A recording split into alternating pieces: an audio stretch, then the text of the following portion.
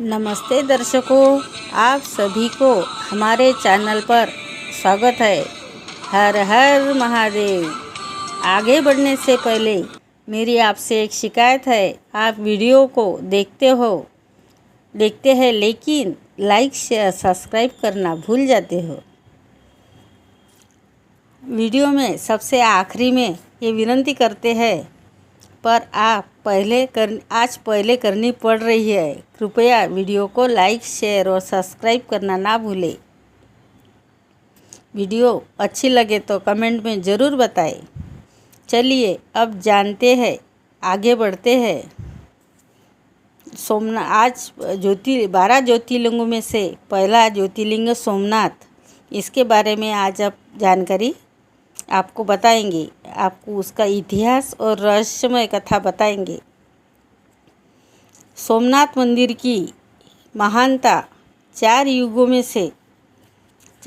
में बताई गई है। यह मंदिर गुजरात के सौराष्ट्र प्रभास पाटन वेरावल में स्थित है, किंतु इसका इतिहास और रहस्य सदियों पुराना है। सतयुग की बात है।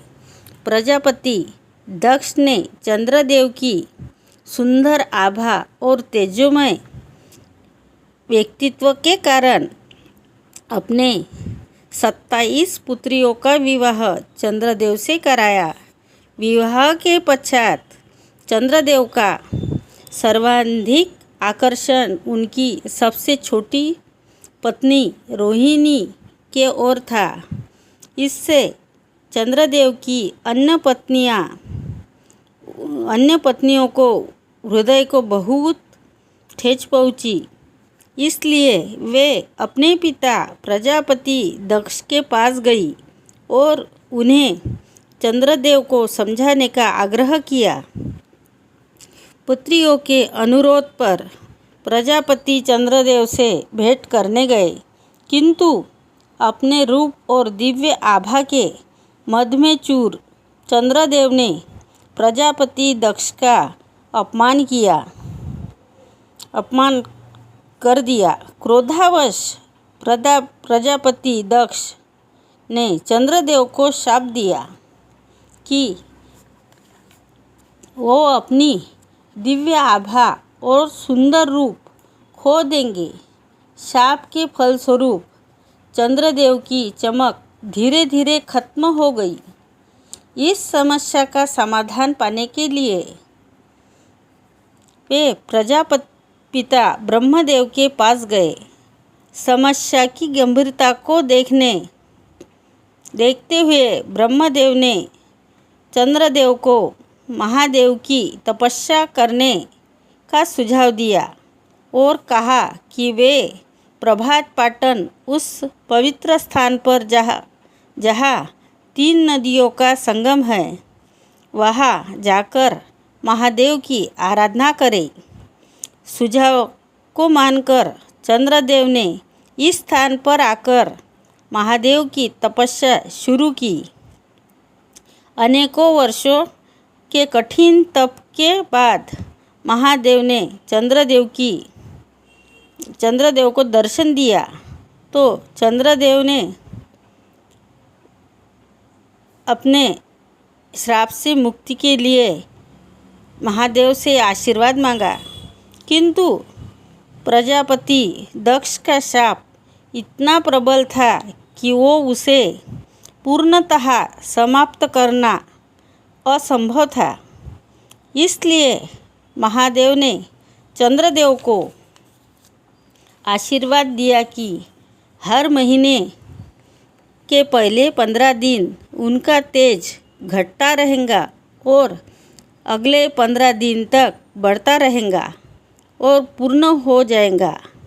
इसी कारण हम शुक्ल पक्ष में बढ़ते चंद्रदेव को और कृष्ण पक्ष में घटते चंद्रदेव को देखते हैं। इसी के साथ चंद्रदेव ने एक और आशीर्वाद मांगा। वह यह था कि महादेव सदा उस स्थान पर ज्योतिर्लिंग के रूप में विराजमान रहे, जिसे महादेव ने सहज स्वीकार लिया। फिर चंद्रदेव ने वहाँ सोने का एक भव्य मंदिर बनाया और ज्योतिर्लिंग की स्थापना की। सोम अर्थात चंद्र के नाथ अर्थात प्रभु, इसीलिए महादेव को इस ज्योतिर्लिंग का नाम सोमनाथ पड़ा। सोमनाथ मंदिर की जानकारी ऋग्वेद में दी गई है। आगे चलते त्रेता युग में दशानन रावण ने सोमनाथ मंदिर का चांदी से पुनर्निर्माण कराया। फिर द्वापर युग आया, तब श्री कृष्ण ने इस मंदिर का चंदन के लकड़ियों से पुनः निर्माण कराया। ये है सोमनाथ मंदिर का रोचक इतिहास। अब आगे इस सोमनाथ मंदिर के अद्भुत रहस्य। सोमनाथ मंदिर में स्थित ज्योतिर्लिंग में रेडियोधर्मी गुण है, जो जमीन के ऊपर संतुलन रखने में मदद करता है।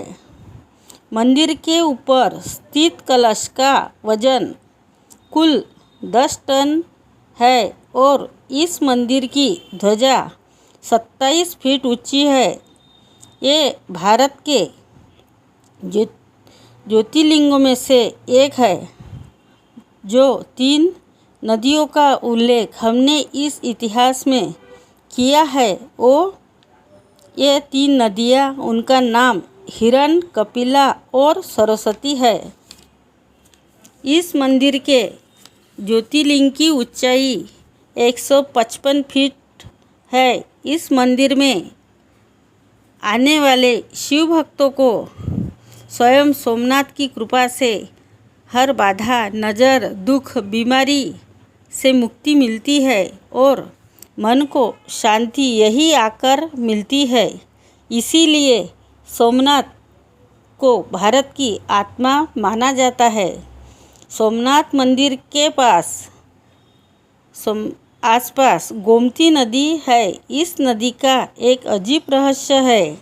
इस नदी का पानी सुबह बढ़ता है और रात को घट जाता है। इस चमत्कार को वैज्ञानिक भी समझ नहीं सके। कहा जाता है, जो लोग यहाँ स्थायिक है वो कहते हैं कि ये सब शिव की माया है। यही है सोमनाथ मंदिर का गुप्त रहस्य। हर हर महादेव। आपको ये जानकारी अच्छी लगे तो लाइक, आपके साथ साथ दूसरों का भला हो इसीलिए शेयर। ऐसे ही ज्ञानवर्धक वीडियोस के लिए सब्सक्राइब करना ना भूलें। आपका कीमती समय हमारे चैनल को देने के लिए धन्यवाद।